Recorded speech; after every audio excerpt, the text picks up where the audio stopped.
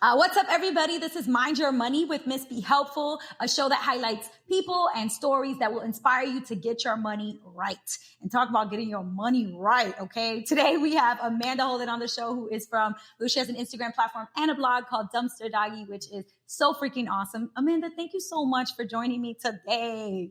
Thank you so much for having me. You're so close, but so far. I know, my goodness. Well, actually now Jamil and I got an apartment in Jersey. It's like 20 minutes out from the city. But when I was in Bushwick, it was like so crazy. I was close to my family, loved it. But then we got a cuter apartment in Long Island City, which wasn't so bad. Our first year, our rent was like a really good deal. And then of course, when we had to renew the lease, they snuck up on us, added all these fees, added all this stuff. And like the rent went up and I was like, all right, we're not doing this. This is insane. So after traveling for the holidays, we looked for a new place, and now I'm in Harrison, which is not too far from Newark, but not like so close to family as much anymore. But yeah, I mean, we got more space and we pay less rent, so I'm happy.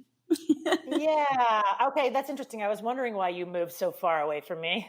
I know. I was actually really close to you before, and now not so much. But yeah, no, it's not bad at all. Before all this coronavirus stuff, I could just hop on the path and be in World Trade Center at the World Trade Center stop on Fulton, 18 minutes, door to door. Like it was so quick. Yeah, of course, now I'm not going anywhere. So I want to jump into some fun stuff. Obviously, I want you to talk about your story and your brand and all that good stuff. But I always like to start the show with two fun questions, which is one having to do with regrets and one having to do with like not having any regrets and loving the way you spend your money. So the first question is, if you could think back to a time where you made a purchase or you spent money on a service or an experience and it was way too much freaking money, like you regret it to this day, what would that situation or story be? Oh my gosh, what a great question to start off your podcast with. Right? I love it. I mean, let's dive into the regrets because I've got plenty of those.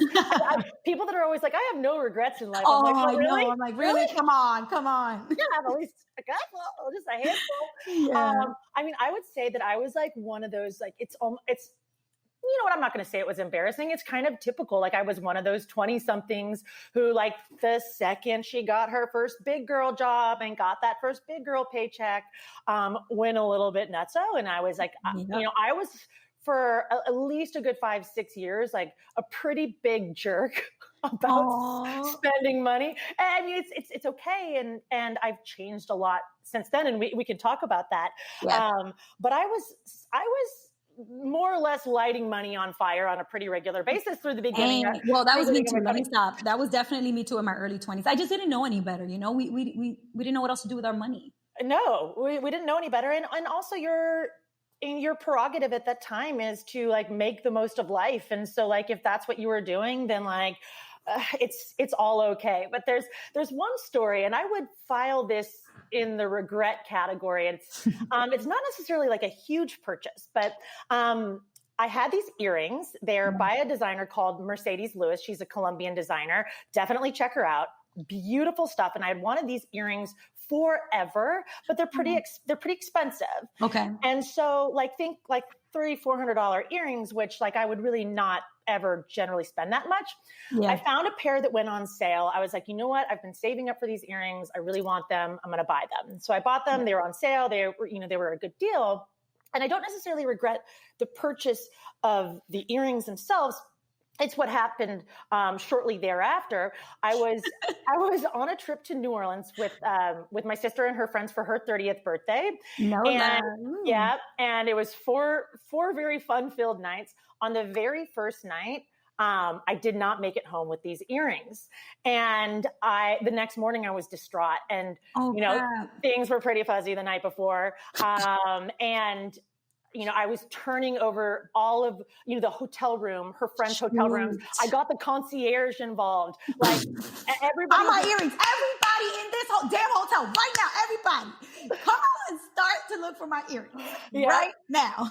Right now, everybody. This is our primary focus. And on the last day, I kind of had to like mourn and get over it and have a good rest of the weekend. Right. But on the fourth day, when we were packing up our suitcases to go, Mardi Gras beads and glitter and whatever all over the place, my sister drinks in hand. My sister looks at me and she goes, "Oh my God, Amanda, you gave your earrings to that stripper on the first night." No. What? Wait, did it just hit her or did she just hit her? It just hit Oh her. my Like, you know goodness. how sometimes you recollect something much later Uh-huh. that happened in kind of like Uh-huh. a brownout That's coming back to situation. you in pieces. Like, oh. And I was like, oh my God, I did give them to the stripper. So anyways, I hope No. she's enjoying them. I hope they have a nice new life. Oh my good, see, this is why I don't like to spend so much money on little things. Like, because like, for example, even with, I had these AirPods that I bought, the first ones that came out, and I was like, I'm going to use them for YouTube. They're going to be a tax write-off because it's going to be good for me to record video with them and when I'm on the go and stuff. It was fine. But then when I was in Europe, I lost them. Like, I was on a bus. We were doing a tour of like Pisa, whatever. My boyfriend and I were in Europe for like the month from Christmas to New Year's. So of course Which we're doing looked all the amazing, tours. by the way. It was amazing. And so then I'm on this bus doing this tour, and I get off the bus. I'm like, wait, whoa, where are my AirPods? And like, they weren't in my pocket. They weren't anywhere. And I'm started looking for them. And of course I'm freaking out because these AirPods were like freaking $170 and they're so tiny. And so then I'm like, oh, I come back and I'm so annoyed by losing them. But I was like, all right, if it's really, really, really actually helpful to do videos with them sometimes, because if I have like a script to read, what I do is I'll record the audio on a voice note and then cover my hair, and I'll just have my voice in my ear so I can record content without having to like look scripted. Oh my God, that's amazing. That's such a hack. That's my hack, you guys. That's my hack. So I was like, all right, I need to get them again because it makes a huge difference in my productivity with making videos. But I had to like force myself to spend the $265 or whatever the hell dollars it was. I couldn't get myself to do it. And I finally did it in March. So like January, February, March, like 90 days passed before I finally said, oh my God, suck it up and buy these damn things. Because it's just, if you lose it, you're having a freaking panic attack because you spent so much. Like, I bet the moment you couldn't find the earrings, you were freaking the hell out. Like you, especially because you were saving up for them. Like, that's the thing. It's like, oh. Well, and it's just one of those things where like you kind of send yourself into a little bit of a shame spiral afterwards. Right. Like how could I be so irresponsible and how could I be so dumb? But like now looking back, I'm like, whatever. I mean, like, Right. who cares? I hope because I kind of remember, and this is like something that I always do. Like, if you tell me like you like my earrings, I'll be like, oh, sure, you can have. I mean, like, you can have them. I don't care. But like, in a more sober state, I might not like rip them off my ears in order to give them to you. And so maybe it's not the earrings that are the regret. Maybe we got to do some self-reflection here on our personality traits. Giving. No. Yeah. Oh man, I know that story is hilarious. I was like, wait, how is this stripper going to be involved in this story? I'm so confused right now. No, I love that. Honestly, and I think too, what it is like the regret and the shame kicking in two ways. It's like what you did to lose the thing, and maybe you shouldn't have spent so much money on the damn thing in the first place. Right. And then you beat yourself up, and it's like it's not even worth it. Like, forgive yourself, wipe your slate clean, and start fresh, mama, because it's like it's just going to make you crazy. Oh, it will absolutely make you crazy. And that's such a good point, is that like you may be hurting in the days that follow when you make a money mistake, but most of the time with most money mistakes, give yourself a week and you're going to feel fine. And so like acknowledge the feeling, but also know that in a week or in a month, you're going to feel a lot better and move on. That's right. This too shall pass. Okay, so on the flip side of that, what is a time where you spent a lot of money? Maybe somebody else looks at your budget and they see that like line item and they're like, oh, you are crazy to spend that much. I would never. But even till this day, you're like, well, I'm glad I spent that much and I stand by it because it was worth it for me. What would that be? Sure. So this takes up multiple line items in my budget, but probably the most expensive thing that I did last year, which there were plenty of financial experts who had a lot to say about this, was I upped and moved to the most expensive city in the United States of America, New York City. So I actively made the decision to move to New York City. I moved from Portland, Oregon, which is where I'm from. I did live in San Francisco. That's where I worked in investment management. And so I'm no stranger to an expensive city. Right. But at this point in my life and my career as a freelancer and a writer, there were a lot of people who were scratching their head being like, all right, why would you do that? Why would you do that? You're giving money advice and you just moved to New York City where you regularly spend $18 on a cocktail. Literally. And that's on the cheap end.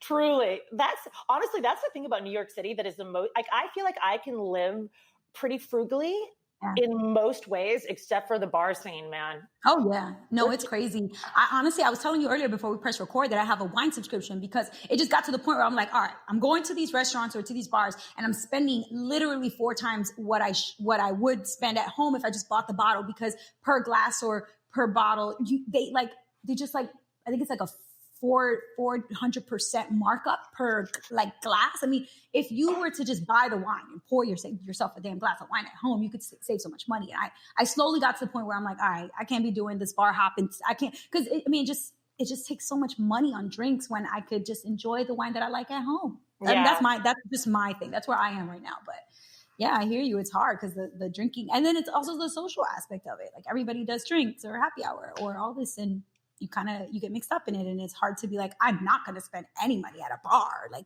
really? Right. Well, and I actually try to give myself some grace here as well. Like, I'm a single person that just moved to New York City, and I moved here because I want to be surrounded by the most interesting people in the world.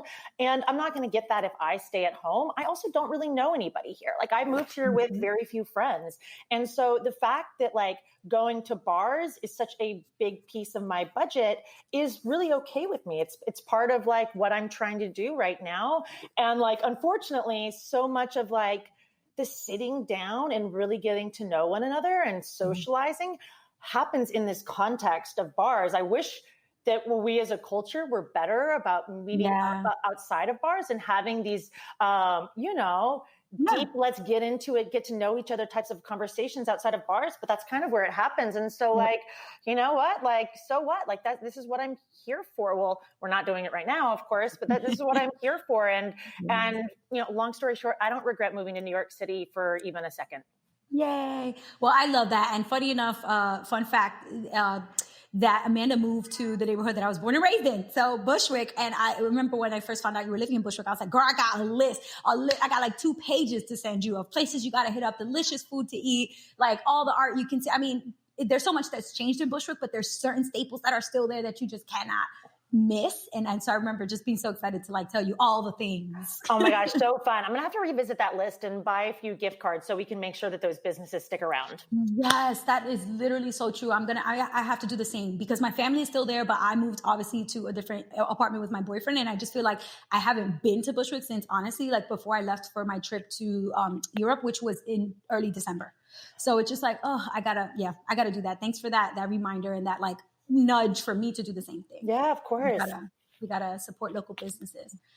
Cool. So let's go back a little bit and talk about early childhood memories that you have. I'm always curious about people's upbringing because I feel like your first money mindset ever comes from and is like rooted in those early experiences that maybe you don't realize it is, but I truly do believe that those kind of signs of your early money mindset come from that, those seedlings and, that were kind of sprouting when you were young. So what are like either the early money experiences do you remember having or money lessons that you learned? Did you guys talk about money in your home? What was like growing up like? Tell us about that. Yeah. So we never talked about money at my house. Just like me. Yeah. But it's interesting because I also came from a comfortable household and so it wasn't like money wasn't being fought about, money was really only being discussed behind closed doors. Us, the kids, were not brought into these conversations at all. And really it was just, it was pretty platonic for the most part. And so I would say that considering if you look at the wide spectrum of experiences that people have, platonic is a privilege. And so I didn't grow up with a stressed relationship with money, but I also didn't grow up with necessarily any skills surrounding money. And this is me growing up in a household with a father who is a mathematician. So my father is a mathematician, and specifically he's a statistician and he is an actuary, which all of my non-financial goober friends and listeners, an actuary is essentially the person that works on big pension plans. So for example, like think Medicare, like who is managing the money, and more specifically, who is calculating all of the statistics that go along with it to Yeah. make sure And predicting, what the right next move is for companies, how many clients do they need, because there's so much statistics and prediction about like the numbers and how much you have to project forward in order to cover your bases. Like insurance companies do the same thing. I mean, actuarial. And then there's so many exams they have to take to be able to become an actuary. Man, your dad must be like a math person through to his core. Yeah. And he really wanted to push that on me. He was like, you're so good at math and there's always one right answer. I was like, Dad, I don't think you get it. I'm kind of like a bullshit the answer type of gal. So math is not going to work for me. Oh, goodness. But point is, he is this great theoretical mind, extremely smart guy, but I never knew what a 401k was before I started working. And so if I like to use this anecdote just to tell people, like, if you also grew up in a household where you were never taught what a 401k is, or, how to manage your money, just like, no, you're not alone. Yes. It's so true. And in the context of my work, like I do a lot of personal finance work with high schools and with high school teachers to try to get them to kind of teach this stuff in high school so that the kids don't go make crazy money mistakes when they're 18. Like I did, like I'm sure you did, like so many people do, because we don't learn it in a formal context. Or like in an educational setting. And I tend to, assume, because there's so many statistics that show that when you grow up in a household that's middle or upper middle or upper class, that you're having money conversations at home, or at least you're being exposed to money decisions and money conversations that aren't happening predominantly obviously it's a generalization, but largely aren't happening in low income households like the one that I grew up in. And I tend to find out that as a statistic that might ring true, all the studies show that. But the more I talk to people one-on-one, like the lived experiences that I'm getting from my friends and from people that share with me. No, I grew up upper class. I grew up upper middle. We never talked about money. My own boyfriend, like when I first met him, he had no credit. He had a debit card and that's it. He didn't have a student loan. He didn't have a credit card. And I was like, sir, what's going to happen when we want to get a house one day? You don't have credit? Oh, no. We need to fix this ASAP. But and he didn't grow up low income like me. And I feel like that was one of those eye-opening moments for me. It's like, you cannot assume that just because someone comes from a certain house or a certain background, that they have this exposure to money, that they're going to be ready, that they know all the things. It's just not, it's not the case. You can't assume that about anybody. No. And in fact, I would agree. I would think that the studies would maybe show something opposite, in that low income families, there are so many trade-off decisions that are being made about how to spend money. And children are very often involved in those conversations, for better or worse, right? Mm-hmm. And so, it seems like, the low income people that I know are the some of the best people at managing their money. We're thrifty. We're thrifty. We figure we have to be resourceful, whether we like it or not. Whether we like it or not. Truly. That's so true. Yeah. I see that with my parents. Like they grew up in a developing country, Dominican Republic, and they didn't have, really anything. Like my mom always tells me she had two pairs of shoes, one to go to church and one for whenever they went out, or they, like she had to, if she did go to school, but she didn't really go past I think the first or second grade, because they had to work on the farm and stuff. And so for me, it's like when I think about that level of like poverty, and I think about, she talks a lot about the decisions that were being made, like coffee. They had to trade and barter things like coffee and plantains and figure out, like all these moves, because financially that was the only way that they could feed all the mouths. And it's just funny to me, because I think even now my mom doesn't have a lot of money. My family still doesn't have a lot of money, but they know how to make smart money choices sometimes when it comes to figuring out what's really important, compared to other things. So you're right. I think that those trade-offs really do teach you critical thinking when it comes to making decisions about money and what you value. Right. You got to know how to prioritize. So yeah. Yep. So, okay. So you guys didn't really talk much about money. So you got a little older when, maybe was it your first job? Like when did it strike that you were like, oh, I need to know what a 401k is, and I need to know how to, make my money work for me. Like when did that happen? When did that strike? Sure. So I feel like I kind of fell ass backwards into it, because I started working out of college at an investment management firm. And so, so my background is actually in investment management, and I graduated right into the last recession. So I've been through one of these before. And I was working at the firm for no longer than like 6 or 7 months before they laid off about half of the firm, Wow. 70% of my department, and things really stagnated from there. I was in an associate role for a couple of years, but then ultimately they moved me into this position called investment counselor. And so basically what happened was an investment counselor, I should say what the role is. An investment counselor was somebody that worked directly with our high net worth clients. So I was actually speaking to these people on the phone. So keeping them apprised of portfolio strategy, answering questions about the market, getting to know their personal financial situations. I mean, basically what I was doing was like a lot of hand holding with old rich white guys all day. Yeah. That was Yeah. pretty much my And job. and just to be clear for people who maybe aren't aware, the purpose of that is to make sure that they don't freak out and pull all their money out of the stock market, right? Because that's essentially what investment companies and wealth management firms try to do, is to try to get your clients to say like, hey, this is normal. This is economic downturn is part of the economic cycle. Don't call us and ask us to take all your money out of the stocks, because that's just not like, let's talk about this, right? Is that kind of like what that type of counseling looks like and sounds like? Yeah, we were doing a ton of that, doing a lot of triage during the market crash in 2008, 2009, which just for a little bit of context, the US stock market was down 55% in 2009.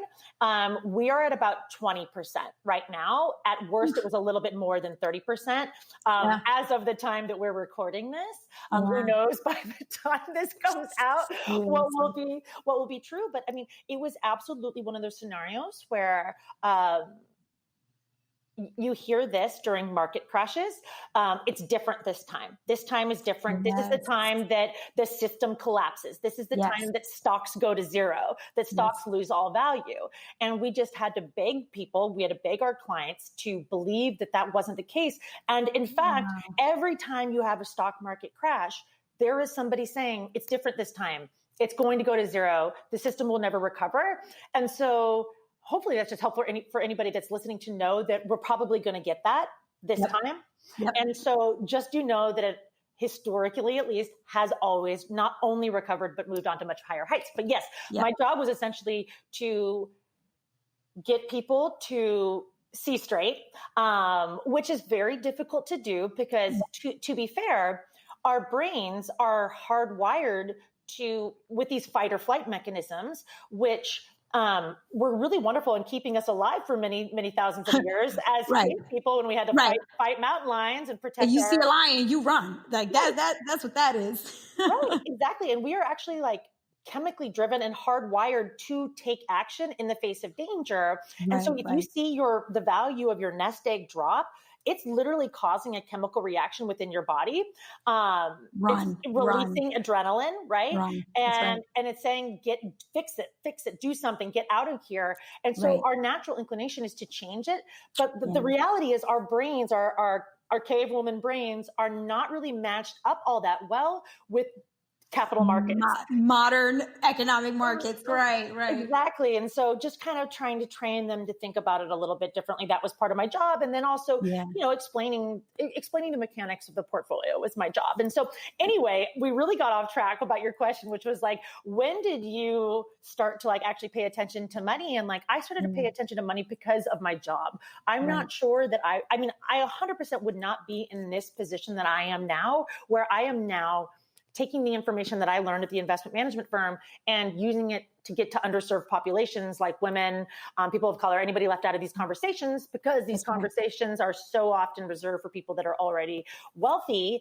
But so that's kind of like the quick trajectory of my story. And so naturally, I started paying attention to it a bit more myself. But like, to be honest, even as somebody working on like the front lines of a investment management company, I still did not really have everything figured out in my own personal life. And I think that I see happen a lot too. Like just because you work at a business or work in finance or, work at a bank, like does not mean that you have your shit together. That is so true. Oh my goodness. And so for me, really the big turning point was I actually, like, even though this job was really great in that I learned so much, and I can now take that information and do good with that information. but I really hated the job. I mean, like helping rich men get richer was just not going to be my calling. And I kind of am also like, I got the econ stuff like on lock. I got like the money stuff, the math side on lock, but I definitely associate more as like a creative type. Yeah. And so like coming in and having to like talk about money day in and day out was just not really it for me. And also the workplace was pretty toxic. And so on January 1st, one year, I just decided, you know what? I'm not going to do this anymore. And so I spent the next 8 months saving up every dime I had. Say that. Wait. I need you to say that again. In January, you decided you were going to leave, but it was an 8-month process of preparation before you could even actually go. Okay, for people listening, this is because I did a similar thing where I decided my job, I was unhappy, but I couldn't just leave that day. And there's so many people that hate their jobs and you plan to leave, but you cannot leave if you don't have your money right. This is why conversations like this are so important, because if you have your money right, you have the choice for what to do with your time, because the money's there to protect you, to be there to support you. But 8 months preparing before you made the exit. Ooh, okay, sorry, I just want to underscore that, but go ahead. No, and it's such a good point. Like, I think so often we see these courageous decisions to like become an entrepreneur or to leave your job or to move or whatever. And like, the reality is it's all floated by money, right? That's right. And so like, it's easy to be courageous when you have a little bit of cash. And so, for me, it was, I had like my 401k savings and, I was getting by, but I didn't want to tap into my 401k savings, of course, to leave. And at the time I decided I was going to leave and actually travel for a while. And that's what I did. But I wanted enough money to be able to like not have to work for a while and figure it out. Because for me at that point, I was like, I am absolutely leaving the money space altogether. I want to start over. I want to do something different. And ultimately down the line, when I was traveling, I did decide, you know what? Okay. Like I've been coaching all my friends through all of this information. Maybe my work here isn't done. And so I did end up returning and starting my own business. But when I was quitting, I was like, I am out of here. And so, it took 8 months of being just like, so bare bones, so scrappy. In fact, that's where I got the nickname Dumpster Doggy. My coworkers at the investment management firm who knew about my plan. So like my guy friends, I worked in a department of like basically, it was like 200 men and me. And so like my little crew of guys started calling me Dumpster Doggy because like, they'd buy all this food for lunch and I'd be like, hey, Nick, are you going to eat the rest of that sandwich? Because if not, I will gladly take it off your hands. Yo, that has so been me before. Oh my goodness. Yeah. And so like, I totally like plugged up the faucet as far as social spending, which was huge. Absolutely no shopping, which is hard. Like, I'm not going to pretend like it's easy. Like shopping is obviously something that we are conditioned to derive pleasure from. You know what? While you're describing this, because I did the similar thing when I was trying to get out of debt. Like I had to pay off $20,000 of credit card debt. And to do that, I had to like basically no shopping, like packing lunch, eating leftovers from my friends at work, like just that kind of stuff. But, and it's funny because I think now everybody is starting to understand that sacrifice because we have to. We're quarantined. We cannot go out and spend the money. We cannot go hang out, go to happy hours. We can't go to the movies. We can't go bowling. We have to stay in the house. And it's funny because now I'm starting to feel like, now y'all understand my struggle back when I was on that, journey to try to save that money and get out of debt. Now you guys see what it's like. And also I feel like this is also probably going to help some people to be able to save a little, unless, of course, if you are struggling because you've lost your job, of course, obviously there are so many things that you've got to do, like get unemployment and seek resources and funding. But if you have your job through coronavirus and you're home, this is a chance to save money. Essentially, you're forced to do what Amanda and I had to do to stack money, to get out of debt, to save money. And that, it's hard to do. Right now, people are doing it because they're forced to. But we did it when we didn't have to. We chose to. And that is even harder. It is harder, but you know what would have been even harder than that was staying at this job that I hated. And so it's interesting because I was in a position that I would say is maybe unique in that like I hated my job so much that really doing something along these lines was really my only hope for survival. Whereas I think most people aren't in such a dramatic position. Like they may not love their job, but they don't hate their job. And like, they understand that they have to work and no work is perfect. And so it's difficult to inspire somebody to take real action. But like, I will say that throughout the process, I did learn like it's the delayed gratification. It's like, it's hard to work for, but it is very much there. Like I cannot even describe to you the feeling, the high feeling that I had, and a lasting high, not like a quick hit. It was like a lasting high that I had walking away from that workplace for the very last time. It was pretty incredible. And so just, if you're working towards something, it can feel like a slog. It can feel like you're treading water, but at some point there is a breaking point where it starts to feel really gratifying. Yep, that's right. I love that. And that the ultimate thing that's going to keep you going is the light at the end of the tunnel. Is that that when you get to the end and you've completed this goal that you set yourself out to achieve, that you're going to get that reward, that thing that you wanted so bad, which for you was your freedom, your time to be able to not have to report to this toxic work environment. It sounds like you had a couple of guys that were like your cool friends, but like for the most part, if you don't even have that, then it becomes, the kind of thing where some people even have depression because of their jobs. So if you're that miserable, I think the immediate step is to start saving for sure, to try to make your exit, or at the very least looking for other jobs, because that sounds so awful. Okay, so then you decided to leave. You traveled for a bit. You started doing your own thing, but then you realized like, oh, I'm giving all my girlfriends this advice, and they're telling me like they need it, and there's a market for this. Let me go and blog. So did you start blogging about it, and then it sort of became courses and other things that? So I've done it all backwards. So basically, when I was deciding, hey, you know what, I'm going to turn back around and get this information to the demographics that I care about, like using humor to teach, using our language, not trying to sound smarter than I am, just being like, I'm just like some random ass chick that happened to learn this information too. Let me hook it up.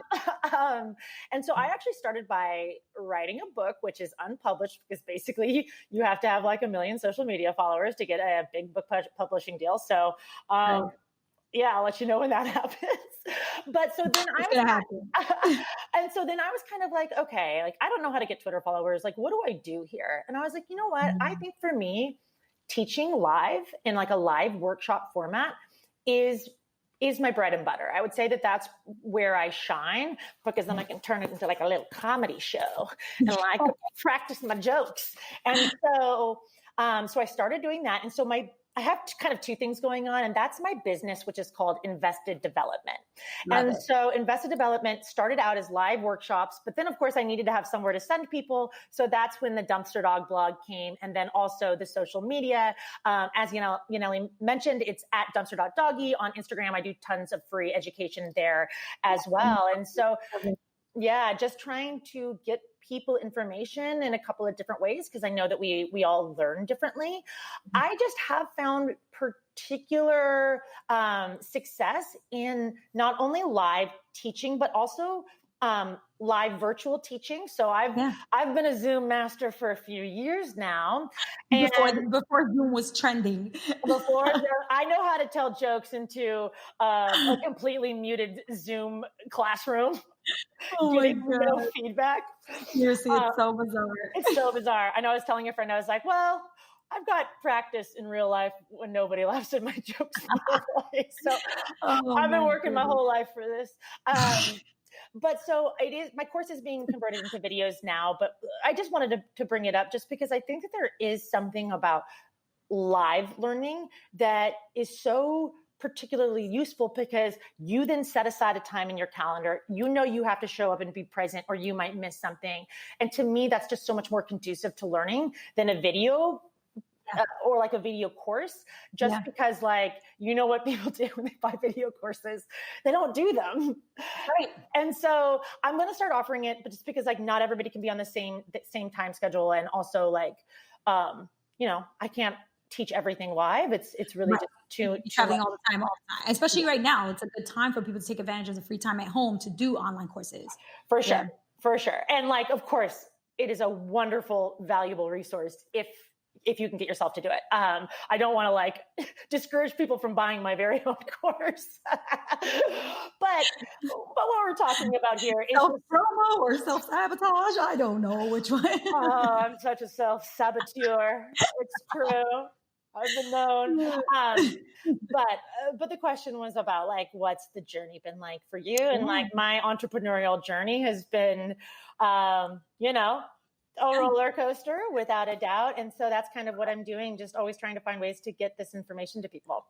That's amazing. I love that. And the thing that I think makes you so different, and for those of you who don't follow Dumpster.Doggy, you gotta on Instagram at least, because your videos are just so funny. They're quirky, they're colorful, they're bright, they're fun. You always have text over it. I mean, it's such an easy way to just get digestible little bite-sized piece of information that get you started on becoming interested in the financial stuff and the investing and knowledge. And I mean, it's obviously a hard entry point for some random person who's really not like, who finds it dry and stuff, but through this way of learning, it's like so much easier to get hooked. So yeah, definitely guys follow her. Like love everything that you've been posting. Thank you. And I got to do a better job of checking out some of your blog posts, because I also feel like that energy and that hilarious vibe of your Instagram is probably all over your blog. And I know it's there. Yeah. The blog definitely suffers though, just because people love reading the mini blogs on Instagram, right. It's like, it's right in front of people. And so the blog has not been getting as much attention as it deserves, but we'll get it going again soon. I got time over here. Yeah, right. We got all the time. You got to put like little teaser snippets on Instagram and then be like, go to get the rest of this. This is just if you want the meat and potatoes, this is just the juice. You got to go over that way. Yeah.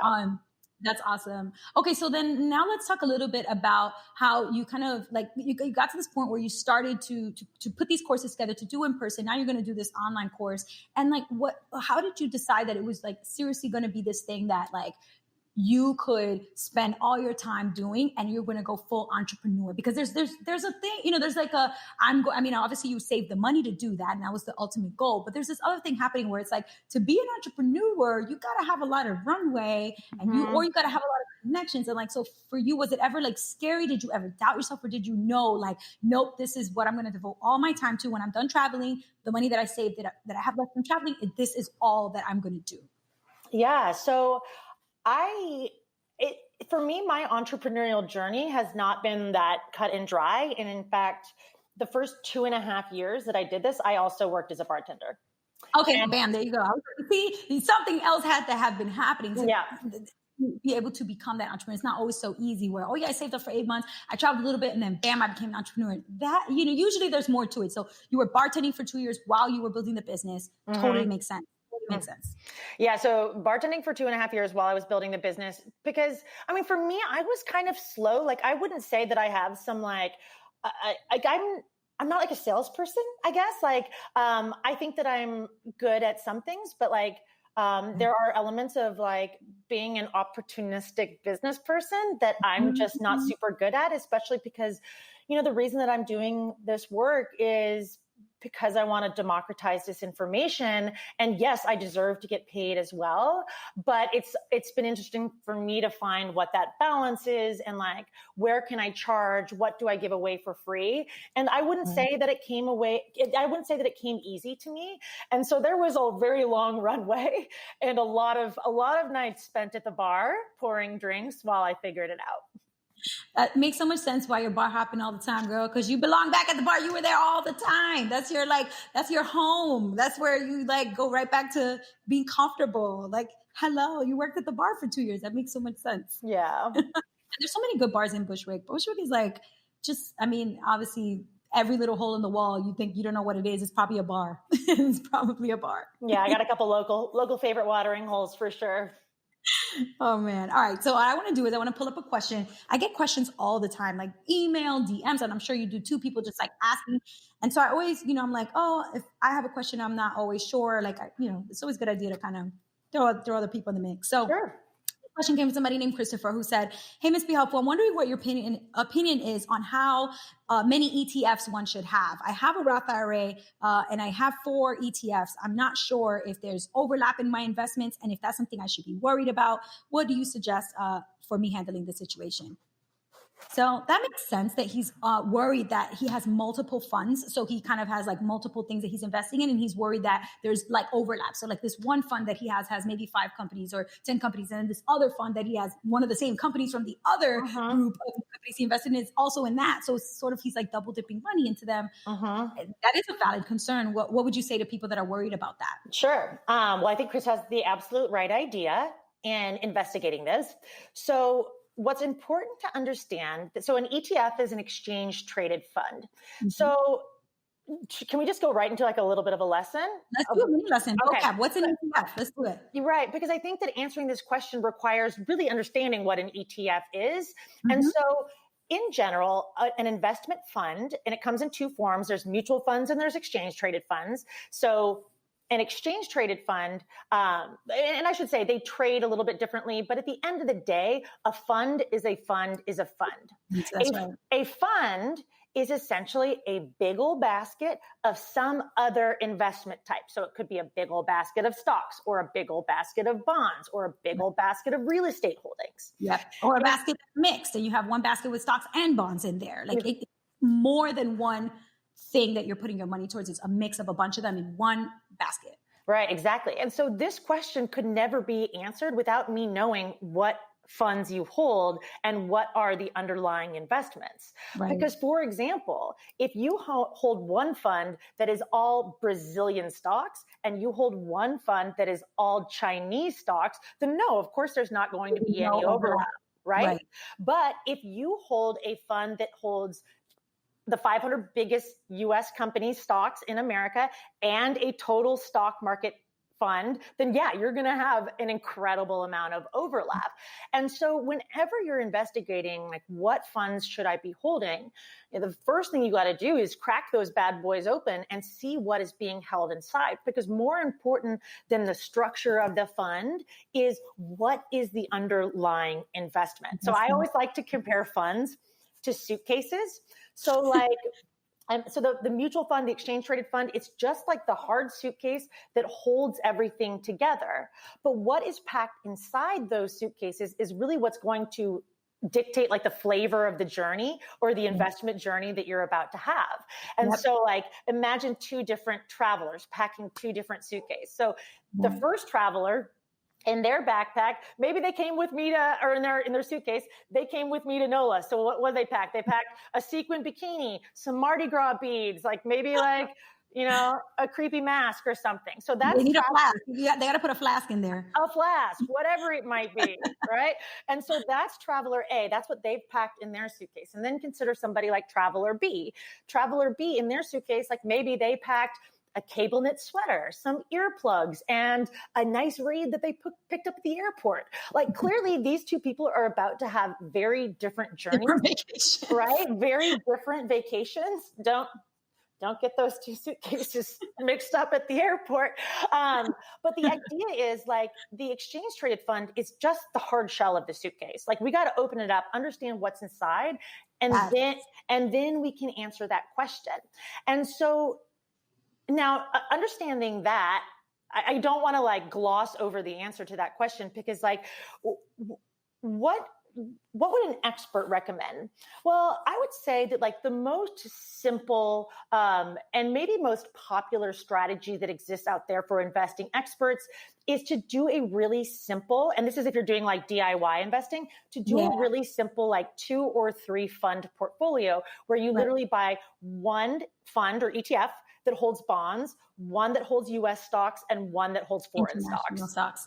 International foreign, And so you could keep it super simple and do something along those lines. But again, it's really hard to know if you have overlap in those 4 different funds that you hold. That said, having a little bit of overlap is also not the end of the world, especially if you're using ETFs that are index funds.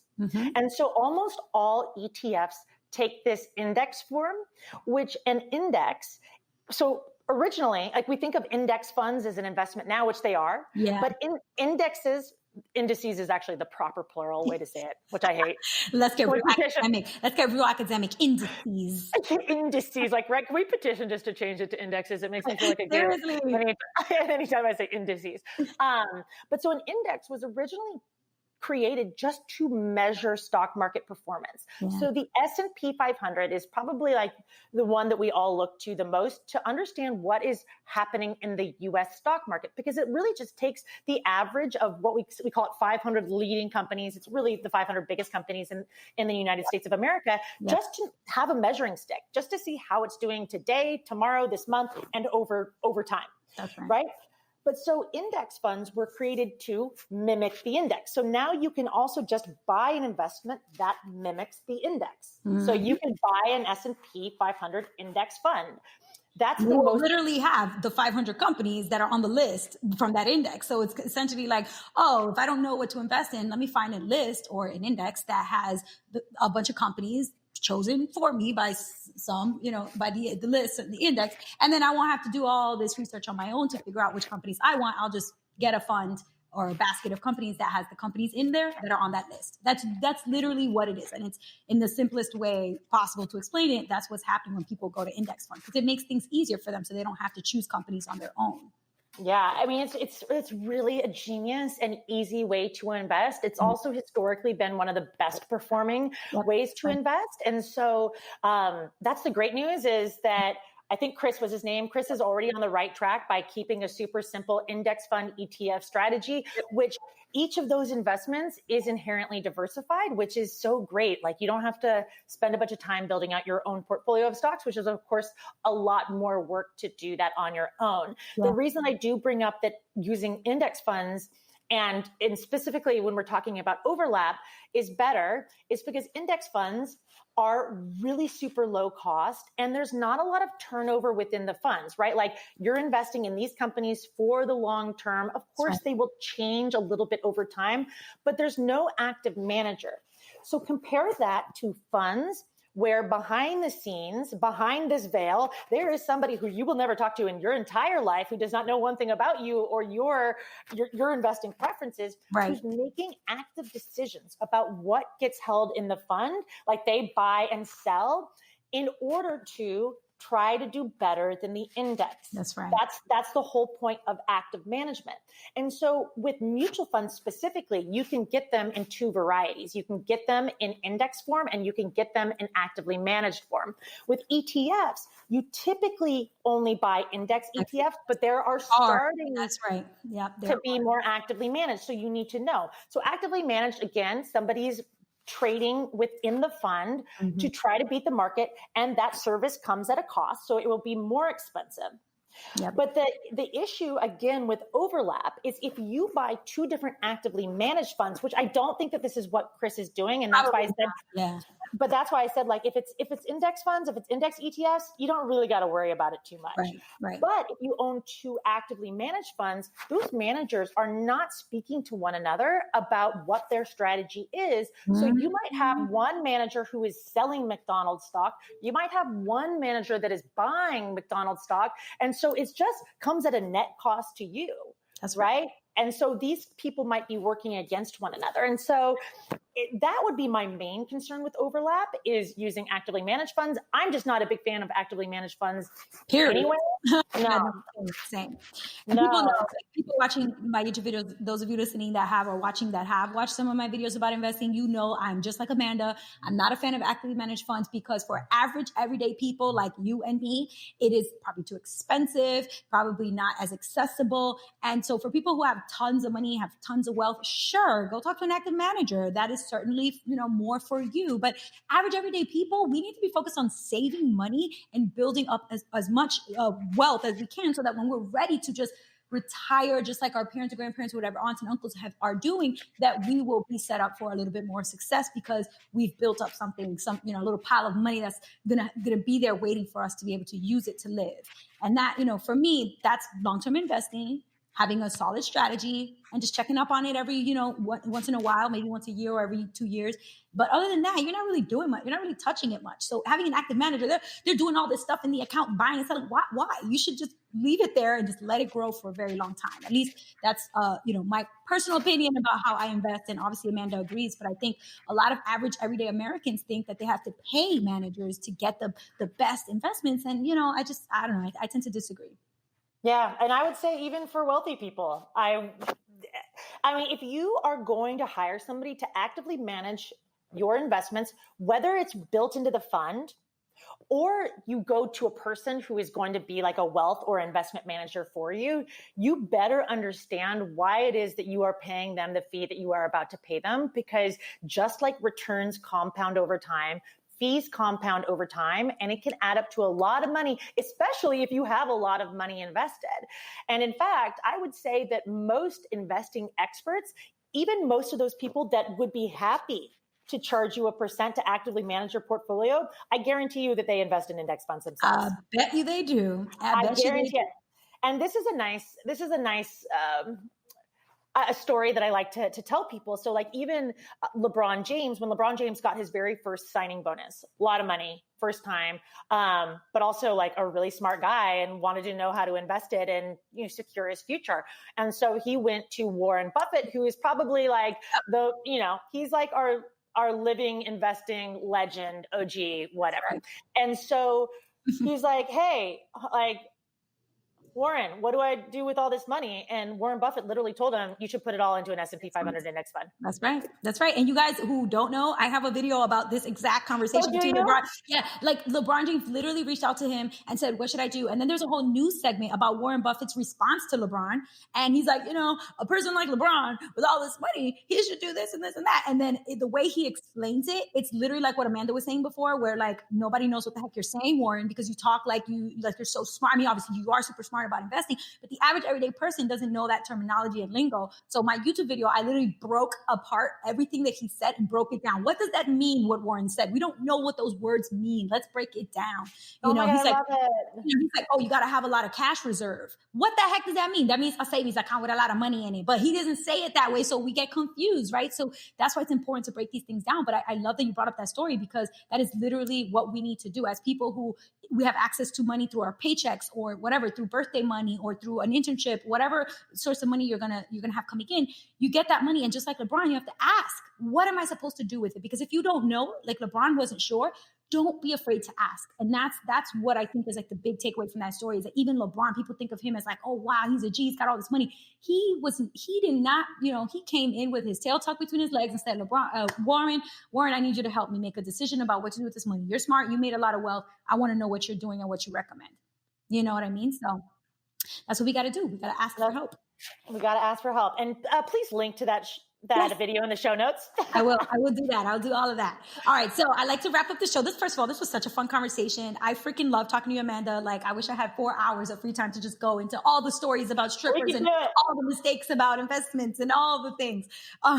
But I like to wrap up the show with this really fun question, which is, if you could change actually, I'm going to do this on Photoshop. I'm going to remove George Washington's old face off of the dollar bill. I'm so sorry if that offends anybody who's super patriotic, but I'm going to put Amanda's face on the dollar bill instead. And over Amanda's lovely, beautiful face is going to be her money mantra or her money message or her money slogan, whatever it is that you want everybody who touches money or has a dollar bill or sees a dollar bill or transacts with money to see. What do you want your dollar bill to say? I want it to say, for women, building wealth is a radical act. Yes. I feel like I need to put on the track with the little Hamilton track, like women in the sequel work. Like, I feel like I just need to play that on repeat while you're saying your money slogan. Oh, I love it. I love it. I love it. Thank you, Amanda. For everybody who missed it at all by chance, where you can find Amanda, where you can follow her and hit her up and let her know if her story today inspired you. Amanda, tell them where to find you. Sure. Well, the easiest way to find me is on Instagram at dumpster.doggy. I'm also Dumpster Doggy on Twitter. The blog is called Dumpster Dog Blog, and that's really the hub. If you're interested in my course, which is called Invested Development, you can find it on Dumpster Dog. Just go to the course section and it'll give you all that information. And yeah, I would love to have you check it out. Awesome. Thank you again, Amanda. You guys already heard it from her, where to go find her, where to reach out. And I encourage you to please, if you did feel inspired, if she did spark some joy in you and some inspiration, to hit her up. Because I know personally from my experience that when I get messages from people and they're like, oh, I heard you on this show or that, I get so happy. Like, I just get so excited that people are reaching out to me to let me know that whatever, they're inspired, or that I sparked joy. I did the Marie Kondo for them, or whatever it is that happened. Because it just makes you so happy. It's a little uplifting to know that other people are inspired by you. So reach out to her. Do not be shy. Yeah, it makes our day. So I appreciate it. And thank you so much for having me. Of course. Have a great rest of your weekend, love. You too. If you like this video, which I'm sure you did because the video was the bomb, then you're going to want to watch all the other episodes of the Mind Your Money with MissBeHelpful podcast. And they're all right here in this playlist. So click the playlist to watch those episodes. And if you haven't subscribed to this YouTube channel yet, I don't know what you're waiting for. Click the subscribe button right now so you can get videos every single week and to join Team Be Helpful right here. That's all I have for you guys. Till next time, peace.